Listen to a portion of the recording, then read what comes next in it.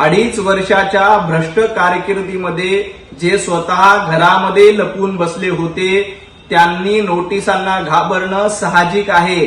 संजय राऊत, उद्धवजी ठाकरे यांचा 2.5 वर्षाचा कारभार आठवा. लोकांना घाबरून कोरोनाच्या काळात उद्धवजी ठाकरे घरामध्ये लपून बसले होते. तुम्ही काय गृहमंत्री अमित शहा आणि आमचे देवेंद्रजी फडणवीस यांच्यावर बोलतायत.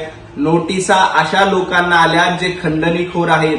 नोटिसा अशा लोकांना जातात की जे देशविरोधी कारवाया करतात. संजय राऊत, तुमची मानसिकता सातत्यानं देशविरोधी आणि पाकिस्तान धार्जिनी आहे.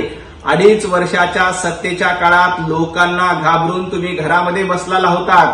त्यामुळंच जनता जनार्दनांनी विधानसभेच्या निवडणुकीत तुम्हाला पराभूत करून तुमच्या आवडीचं घरात बसवण्याचं काम केलंय. आणि अमित भाई यांच्या दौऱ्यामध्ये अशा पद्धतीने कोणी अराजकता निर्माण करण्याचं काम केलं असेल तर त्यांना निश्चितपणे धडा शिकवला जाईल.